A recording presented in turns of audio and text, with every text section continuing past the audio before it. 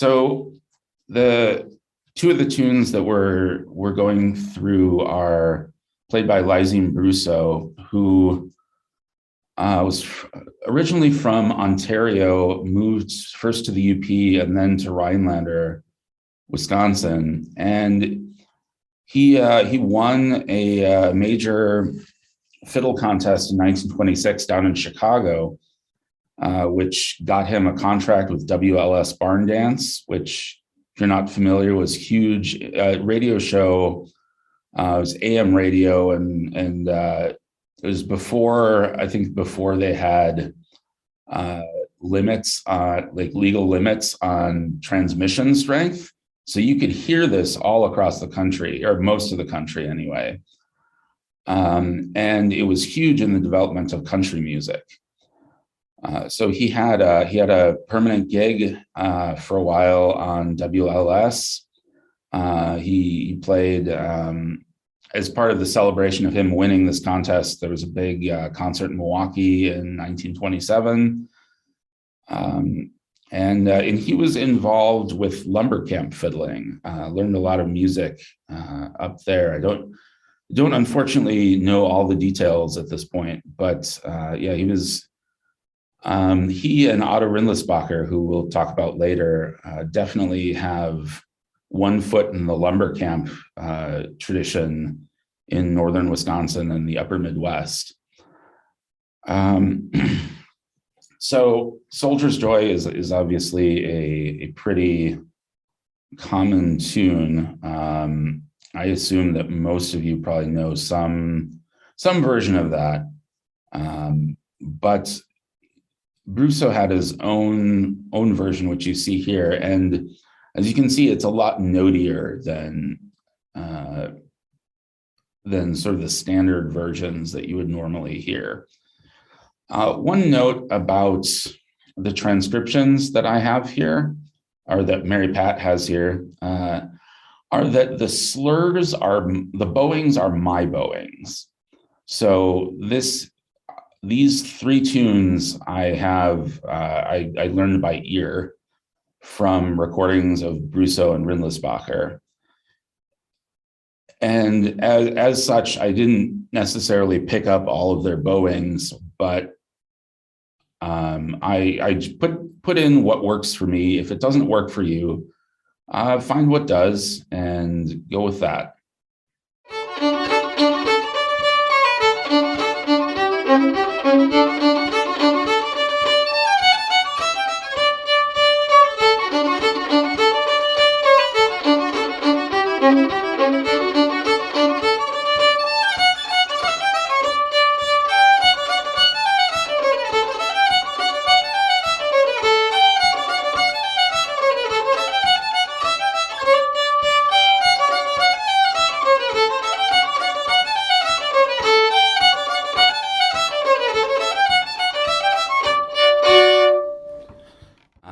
In measure 11, as it's marked here, that should be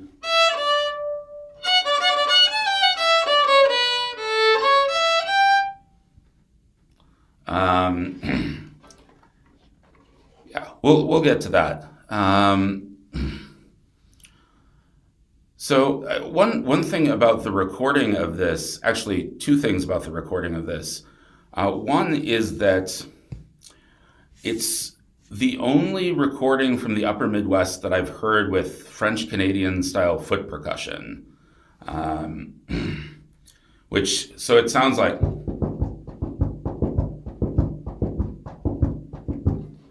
I hopefully you could hear that. Could you hear it a little bit? I'm not great at doing it while I play. I'm working on that. But it does show Brousseau's Canadian roots. I wouldn't be surprised if there were a number of other fiddlers in the upper Midwest who did this, especially in the UP. I would think with a number of French Canadians and just people of French descent up there. But that's the only recording where I've heard that. He also calls it the French Four instead of Soldier's Joy. And I think what this is a reference to a dance figure. I suspect this was part of a quadrille.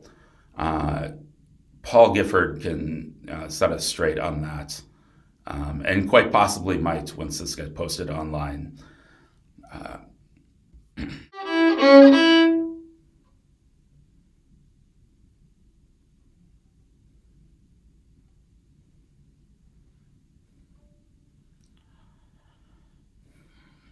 And then we get that same bit again.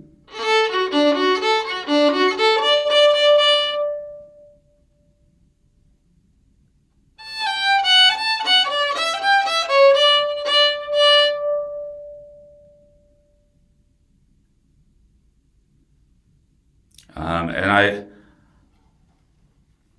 I suspect that measure 7 probably will need the most practice out of anything in this tune. At least I think it did for me to get that crisp and clear.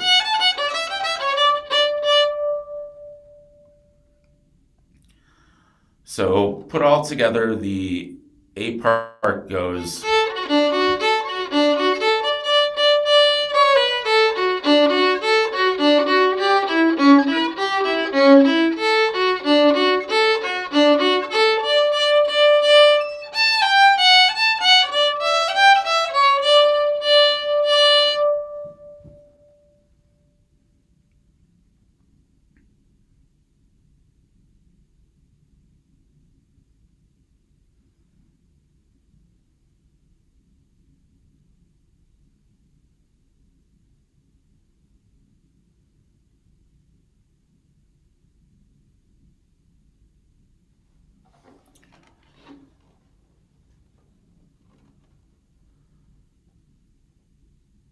Okay, so as I'm looking at you, it looks like most of you have stopped playing. So since this is being recorded and the corrected transcriptions will be available for you later, we'll move on to the B part. So it begins, and I would definitely, if you're not doing so, hold down your first and third finger and measure 10.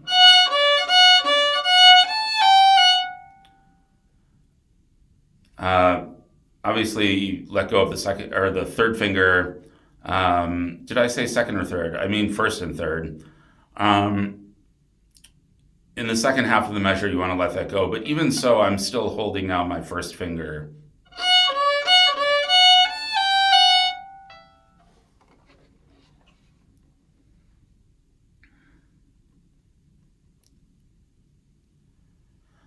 And again, the slur is mine. I'm somewhat influenced by my background in Irish traditional music, but also some bowing directions from some videos of Paddy Couderay, who's a Canadian old-time fiddler. And you'll see some of her influence, some of the influence from both of these stylistic backgrounds in other tunes, especially in Good for the Tongue, which we'll look at, I think, last. So goes.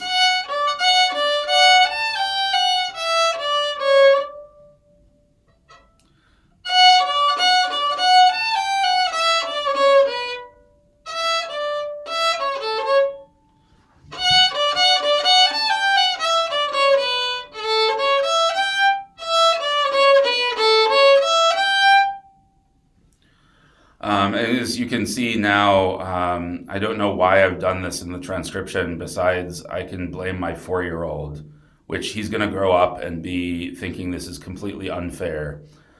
But it should be.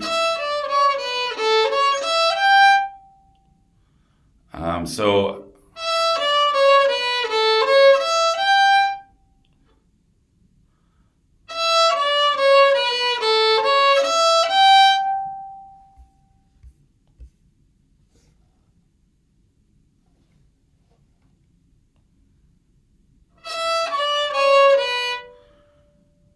it's E, D, C sharp, B,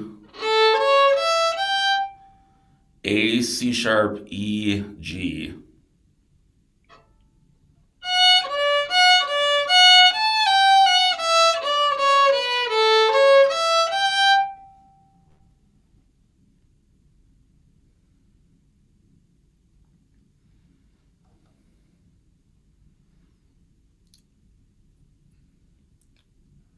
And the next two measures are quite similar.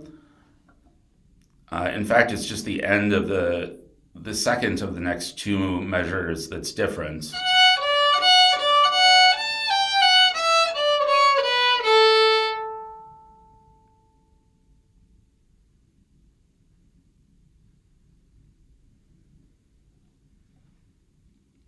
And then the last note there, the G, is essentially a pickup to the second half of the B part.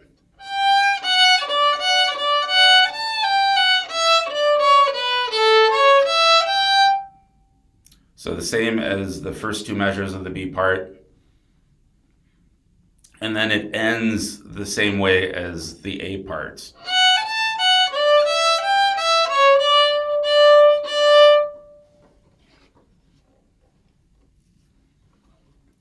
So the whole B part goes.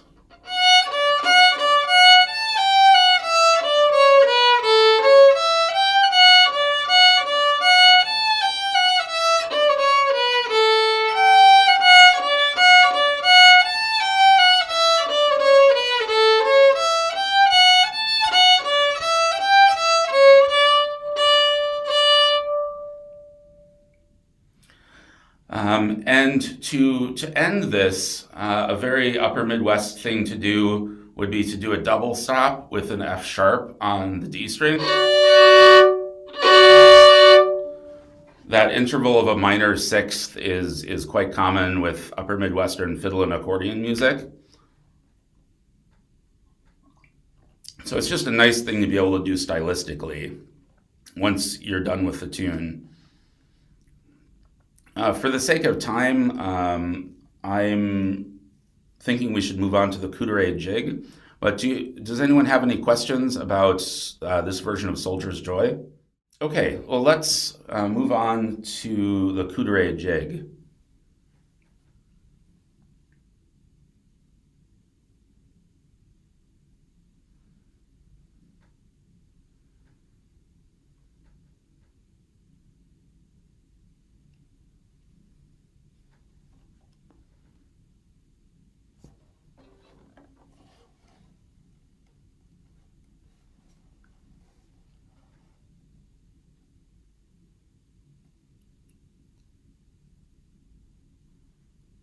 Okay, there we go. So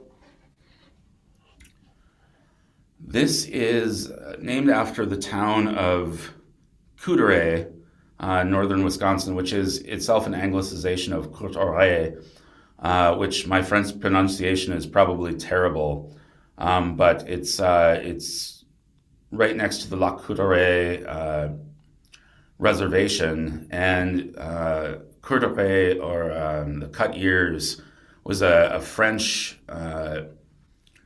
term for the local Anishinaabe people, Ojibwe, in the area. And I got this from a recording of Otto Rindlisbacher from Rice Lake, who was a very influential fiddler. I know a lot of you know of Leonard Finseth. Finseth learned a lot of tunes from Rindlisbacher. And this was taught to Otto by an Ojibwe fiddler, Regis Belial, and I've seen a number of spellings of his name, and I believe it was Leonard Finseth who I heard pronounce it Belial, but it could, if anyone's watching this later on, or one of you knows of the man and his correct name pronunciation, please let me know, because he was a really fantastic fiddler, but I think that I don't think there are any recordings of him existent, and I've only run into his actual tunes through Otto Rindlisbacher, although I'm sure there are native fiddlers who have some of his tunes yet. At any rate, some of you might be looking at this and noticing it's not in 6/8. Why is it called a jig? Well, this is a jig in the sense of a step dance tune. So it might be called a jig or a jig in French Canadian, Native, and Métis fiddling. But also, jigging was a fairly common term for step dancing in the upper Midwest. The Rice Lake Chronotype, which I'm actually doing a tune book of Otto Rindlisbacher's music, and possibly a longer book as well. We'll see if that happens. But in looking at the Rice Lake Chronotype, which was the small town newspaper, there are a lot of references to jigging,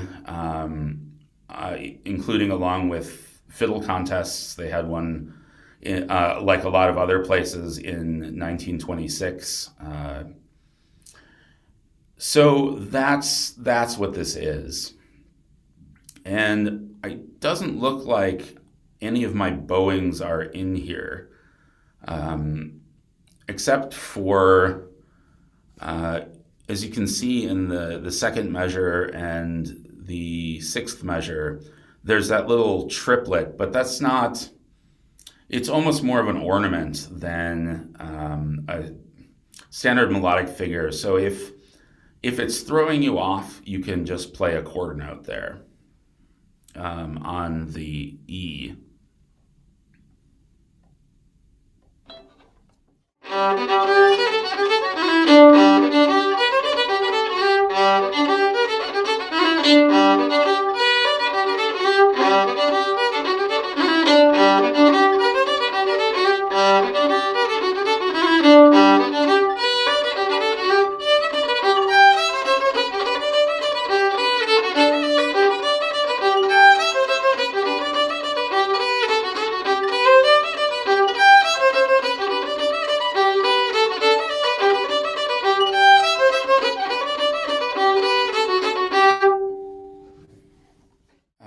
So it's quite rhythmic. I can definitely see this being used for step dancing. I see there's a comment, quite fast. I'm actually not playing it that fast. Rindlisbacher tears it up.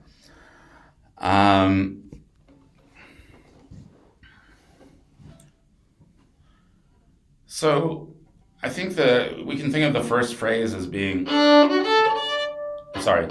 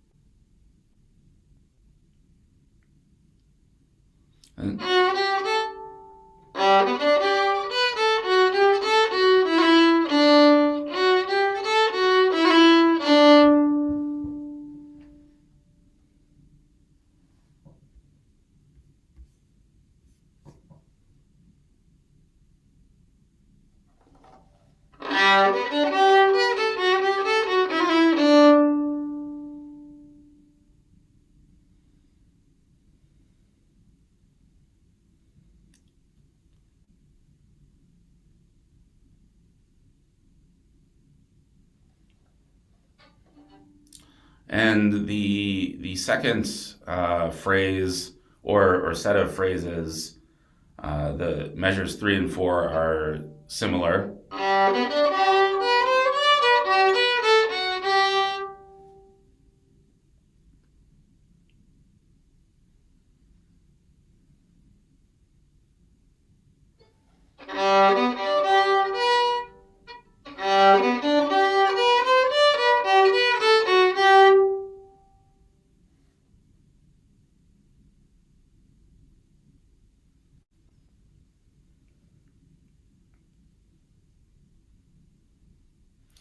I see there is one bowing thing that I do that made it into this, and that's slurring into the downbeat of the second half of the A part. So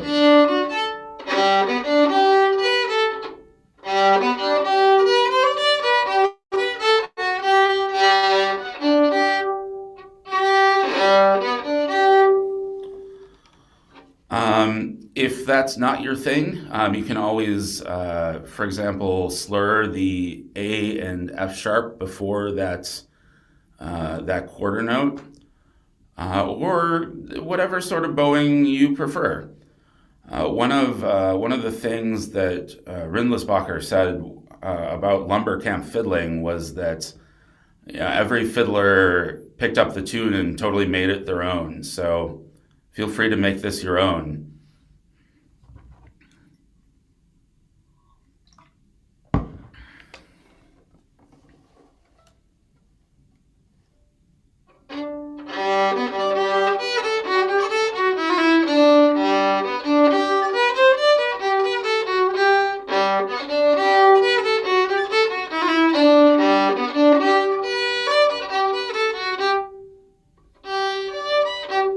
Okay, so there is a mistake in the transcription of this as well.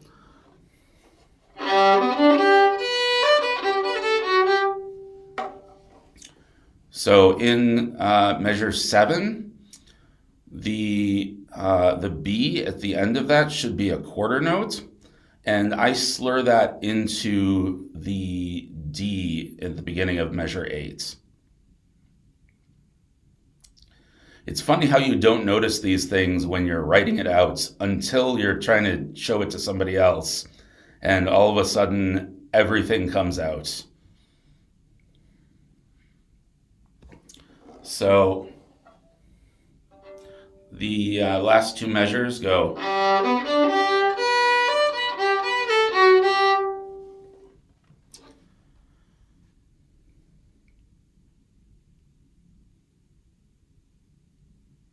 And that little bit, that quarter note with the slur, to me really helps mark out where I am in the tune. Otherwise, it's playing the same 4 measures 4 times through instead of having an 8-bar A part. Or at least that's what it feels like. And I am personally terrible at counting how many times I've gone through a particular part in tunes, so that helps me a lot. Your mileage may vary. Any questions about the A part? I know we're sort of cruising through this.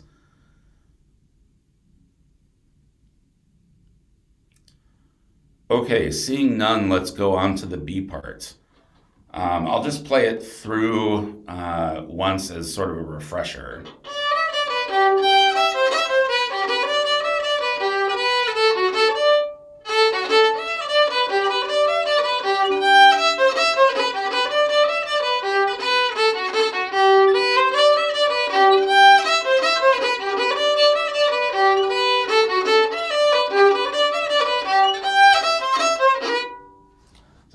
I keep wanting to do, there's this great ending he does.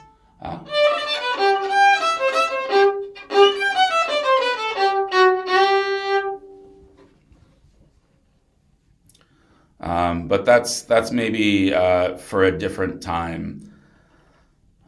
So it begins, and you'll definitely want to make sure that octave leap is in tune. Because if it's not, it's really going to stand out.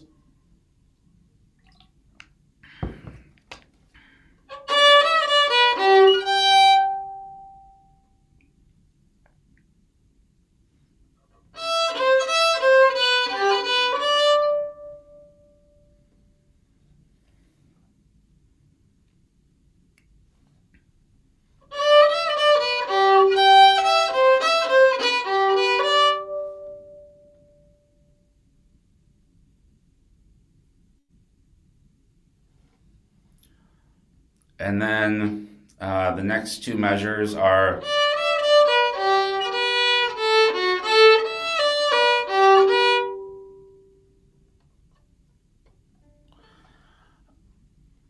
and you might notice in the fourth measure of the B part, I slur the E, D, and B in the middle of that measure together on an up bow. And that is both something that, as an Irish fiddler, kind of comes naturally, but also something that Paddy Couderay talks about as being sort of a typically Canadian old-time bowing as well. And I just think it gives a nice character to this. But again, you don't have to do it. So the first half of the B part is...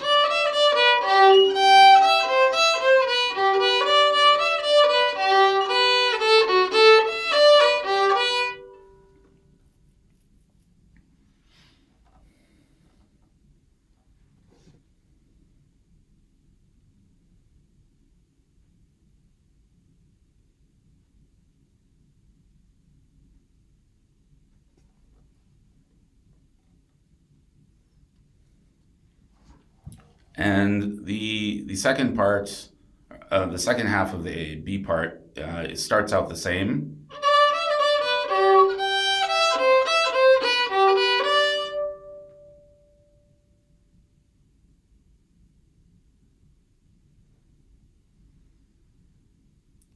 And then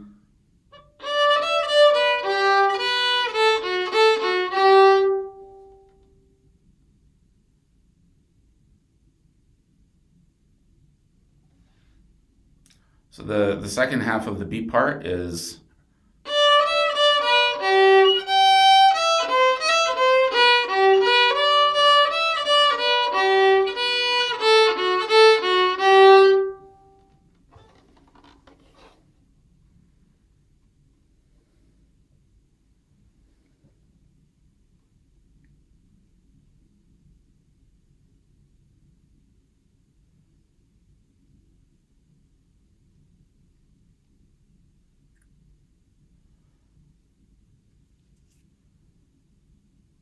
Okay, so any questions about this tune?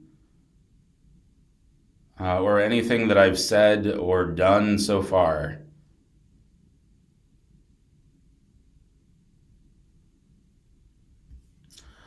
What year was it written? No idea.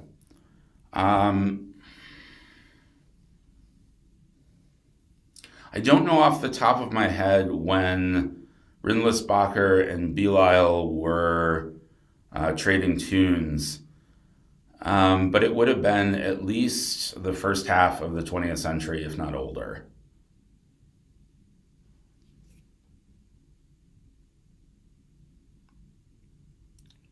Anything else?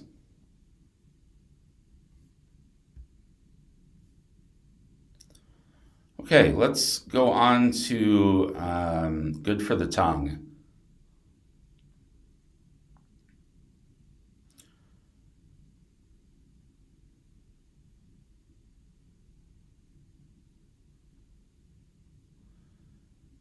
So this transcription definitely has my bowings in it.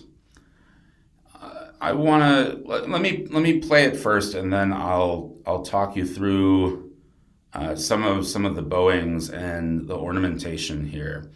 I don't know if we'll go through it quite like the other two, but I will explain some key things that are going on here.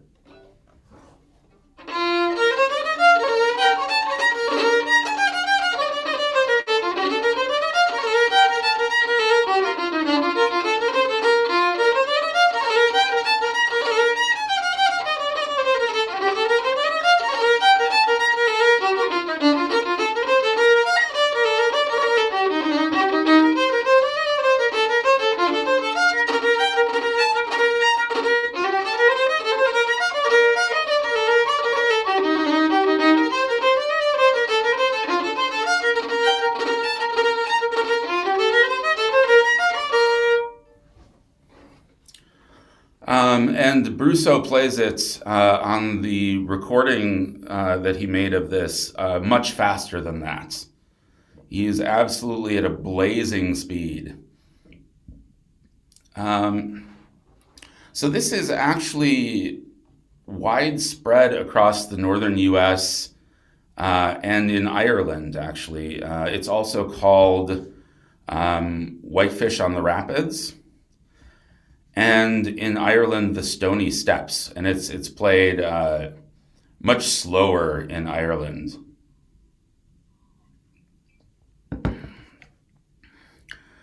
So, this does have actually a lot of Irish style ornaments in it, the way that Brousseau plays it. So, what's written as, if you're familiar with classical music, you might be calling it a turn. In Irish music, it's called a roll. In the squiggly line over the last note of the first measure. And what that sounds like slowed way down is...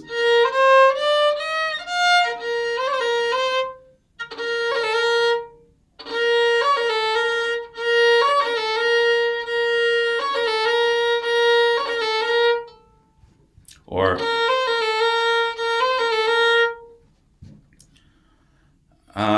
and you have that a number of different places in the tune. In the next measure, that figure, the bottom note of that figure, the B, you're hardly going to want to have anyone hear. The top notes, the G, the A, and the B, or the B flat rather, are the melody. So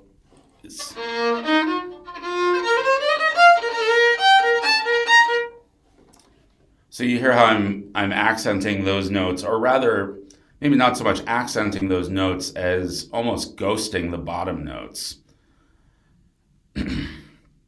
After that, you can see that I've marked sort of staccato run down, and I wouldn't necessarily get too hung up on it being staccato, but you want to have a nice contrast to the rolls. So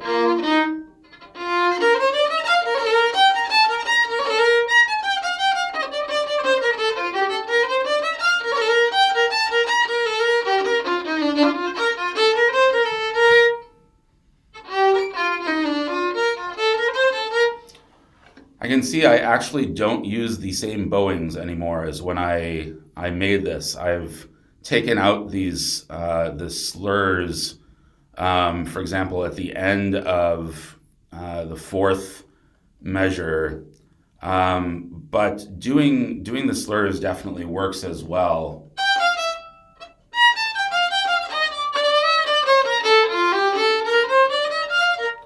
What I do is the slur from the end of what's generally called a triplet, but it's really more of a 2 16th notes and an eighth note in the first measure of the second line, slurring out of that into the next note or the first note of the next measure.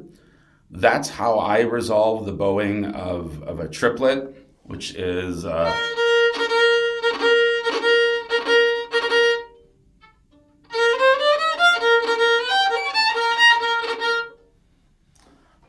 and these triplets can be substituted also for the rolls in the first line as a way that you can vary the tune.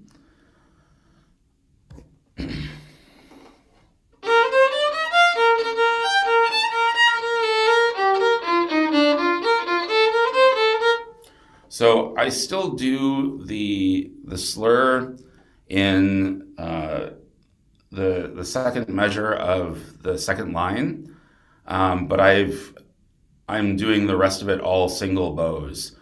And Generally, an upper Midwestern style features a lot of single bows, not a lot of slurring. You definitely don't have the kind of like shuffle bowing or anything like that that you would have in Southern old time. Um, However, I mean, you can throw them in, and there is definitely a place for slurs in Upper Midwestern old time. You're just going to use less of them, and not as part of a consistent pattern. Um, so going on to the B part.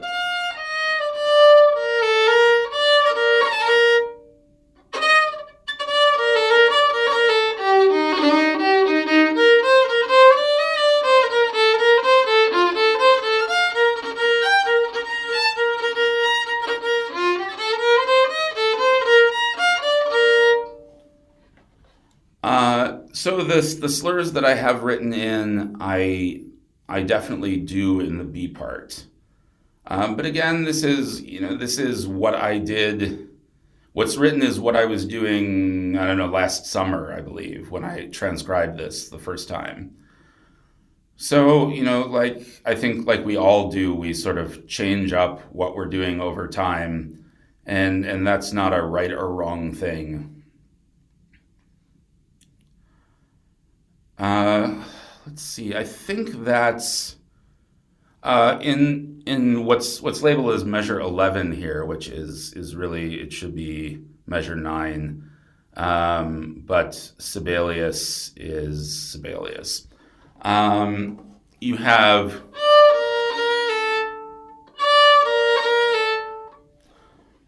you could actually do a roll there as well. I think I do that sometimes, but that grace note is called a cut in Irish music, and it's a way to separate two notes without changing the bow. And this, I think, is probably a place where Brousseau would have used a slur instead of. Um, I'd have to consult the recording again, but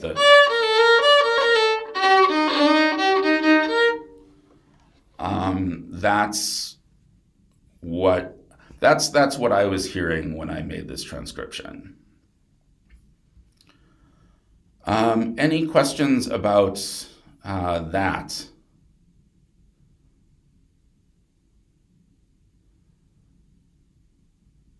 This is maybe not the.